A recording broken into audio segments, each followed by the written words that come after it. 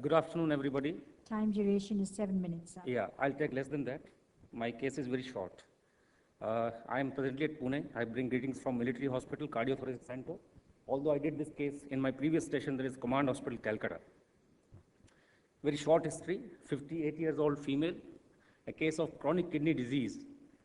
There was an accidental creation of a right subclavian artery pseudoaneurysm while one of the residents were trying to insert a double lumen catheter for hemodialysis. This is the picture of that lady, large swelling with a bruise in the neck. The ultrasound evaluation showed that there was a large pseudoaneurysm measuring about 7.5 into 6 centimeter. However, the neck of the pseudoaneurysm was not very clearly seen on the ultrasound. We went ahead with a angiography and found a large pseudoaneurysm, and the rent, although was not very clear, but there was a huge flow into the pseudoaneurysm from the subclavian artery, and the origin again is not very clear in two views here. So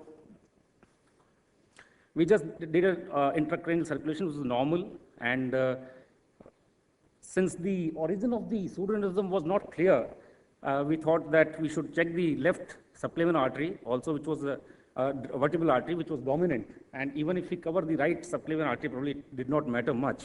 So what were the options with us to deal with this kind of situation? Although now pseudoaneurysms are basically treated under ultrasound guidance with a thrombin injection, if you can do it, I mean, as an OPD setup, why not?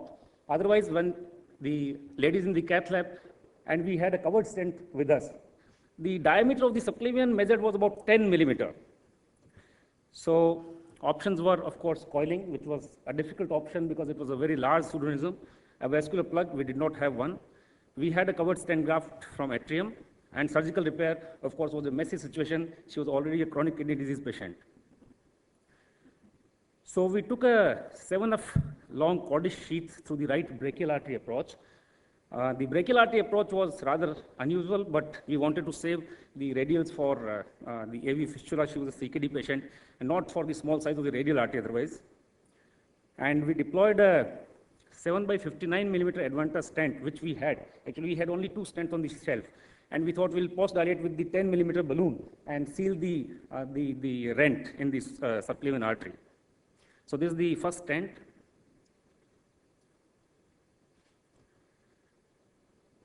This was post-dilated with 10 millimeter balloon. However, the leak was still there, persisting. So that time we thought probably we have not covered the opening or the neck from the subclavian artery. So we thought we put a second stent. And the other stent which was available was a 6 by 38 millimeter Advanta stent. It was the last one. You have only 2 stents. 2 stents. So it was the last one. So no, we thought we'll post-dilate with 12 millimeter balloon this time and hope for the best. So after deployment of the second stent, again, there was some flow into the pseudoaneurysm and post-dilate with 12 millimeter balloon, but still it did not work. We had to abandon the procedure because we did not have any option as of now. And we thought next day we come again and either we occlude with a balloon and give a thrombin injection or post-dilate with a larger balloon. In fact, Dr. Khanna will remember, I spoke to him on phone also, and after 24 hours, we took her again next day and used a 14 millimeter balloon for the post-dilatation of the proximal part of the stent. So, and that worked nicely, and the pseudoaneurysm was closed. And the carotid was flowing very well. This is the delineating the pseudoaneurysm from the needle into the puncture site while the balloon is occluded. And I don't know whether this will, the aneurysm was still large and it was actually under pressure. So we drained a little bit of almost about 750 ml of blood from that. And finally, we just injected a thrombin injection into the pseudoaneurysm, completely closing that rent, and that was the final picture. The lady did well after this.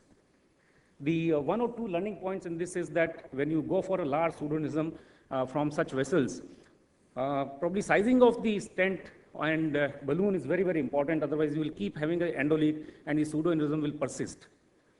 And secondly, if you have a good team from the radiologist side who can absolutely delineate the neck, and if you go superficially and inject thrombin, probably you will succeed at times. Thank you for your patience. Thank you, Colonel. This is a very interesting case, and we were looking to what happened during this procedure.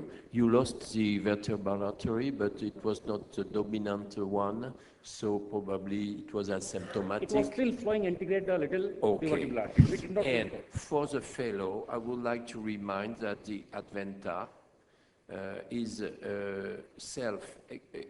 it's a balloon expandable stent graft, and the stent is embed in a PTFE. This is a very, very good stent and very precise. By the way, precise stent to use in the location. And by the way, you were lucky to get two of these stents in your lab. You were very lucky. In fact, if we did not know whether we covered the rent with the first stent or not. There was a proximal neck without disturbing the common carotid origin or the vertebral origin from the subclavian. You know what? I would have done exactly the same than you, Colonel. The same procedure and probably the same Cliff. Agreed. So if there is no other comment, we have to close this. The last question. No, not a question, just a comment. Now, in Europe, we have the multi-layer stent, and for this kind of aneurysm with a small neck, the aneurysm is thrombosed in 1-2 minutes. It's very rapid, and you don't lose the vertebral. So for the future, I know you don't have this stent in India, maybe in the near future, and it's a beautiful technique and very rapid, and you thrombose your aneurysm in 2 minutes. They will get this type of stent, I think, in the near future. Yes. I was just thinking, suppose in retrospect, do you still, suppose today you have to do this case, would you like to stent or just cover with a balloon and inject thrombin? Cover with the balloon and inject. So that would be like, most of the centers would not have an Advanta in their cath lab. Absolutely. I'm But sorry. it's a very good stent. It can be expanded even after a few days of deployment. I'm sorry. I have to close. Thank you very much.